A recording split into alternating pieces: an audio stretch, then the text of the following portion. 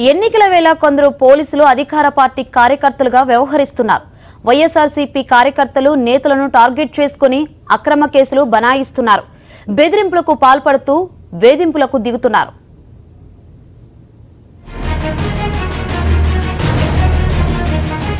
ఈ ఫోటోలోని వ్యక్తి అనంతపురం జిల్లా అమడగూరు ఎస్ఐ రాఘవయ్య. ఆయన బిహేవియర్ చూస్తే కరుడుగట్టిన టీడీపీ కార్యకర్తలా ఉంటుంది. మాజీ మంత్రి పల్లె రఘునాథరెడ్డికి సన్నిహితుడిగా అక్కడ పేరుంది. వైఎస్ఆర్సీపీ నేతలే టార్గెట్గా వేధింపులకు దిగుతాడన్న పేరు సంపాదించాడు.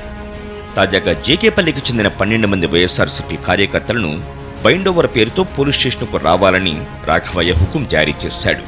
ఆ కారణంగా రాజకీయ కక్షతో వారిని విచక్షణారహితంగా చావబాదాడని బాధితులు అంటున్నారు. వైఎస్ఆర్ కాంగ్రెస్ తరఫున ప్రచారానికి వెళ్లడమే తప్పంటూ విచక్షణారహితంగా కొట్టాడంటున్నారు. 12 మంది పిలిపిస్తుంటే సందేహం పెడదామని సరే నేను కూర్చోండి నేను కూర్చోపిస్తారు కింద ఆ పక్క 12 మంది ఈ పక్క 12 మంది మీరు వైఎస్ఆర్సీపీ అని చెప్పి మమ్మల్ని ఒక్కోసారి పిలిపించి అట్లా తిట్టినాడు సార్. చెడ్డ మాటలు తిట్టి మమ్మల్ని ఒక్కోసారి పిలిపించి అందరినీ బెల్ట్ తీసుకొని టైర్ బెల్ట్ తీసుకొని సార్ అందరినీ కొట్టినాడు సార్. ఎందుకు సార్ మా మీద ఏమన్నా ఇంతకుముందు తప్పుడు కేసులు కానీ ఎస్ఐ గారు sir SI Ramana sir constable పిలిపించేది ఒక్కోసారి వాకిలేసుగా కొట్టేది. జేకేపల్లిలో 4 రోజుల క్రితం వైఎస్ఆర్ కాంగ్రెస్ కార్యకర్తలకు టీడీపీ కార్యకర్తలకు మధ్యన ఘర్షణ చోటు చేసుకుంది. ఈ ఘటనలో వైఎస్ఆర్ కాంగ్రెస్ కార్యకర్తలపై టీడీపీ నేతలే దాడికి పాల్పడ్డారు. ఇరు వర్గాలను స్టేషన్కు తీసుకువెళ్లిన పోలీసులు తప్పు చేసిన టీడీపీ నేతలను ఒక్క మాట కూడా అనకుండా బాధితులైన వైఎస్ఆర్ కాంగ్రెస్ కార్యకర్తలపై తరుడిగ్రీ ప్రయోగించారని వాపోతున్నారు.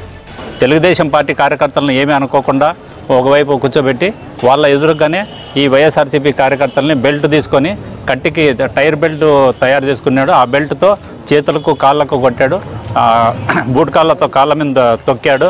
ఈ రకంగా వన్ సైడ్గా ప్రవర్తించాడు. మాజీ మంత్రి పల్లె రఘునాథరెడ్డి అండ చూసుకుని ఎస్ఐ రాఘవయ్య రెచ్చిపోతున్నారని, తక్షణం అతడిపై చర్యలు తీసుకోవాలని వైఎస్ఆర్ కాంగ్రెస్ నేతలు డిమాండ్ చేస్తున్నారు. ఈ ఘటనపై ఎలక్షన్ కమిషన్కు ఫిర్యాదు చేస్తామని స్పష్టం చేశారు.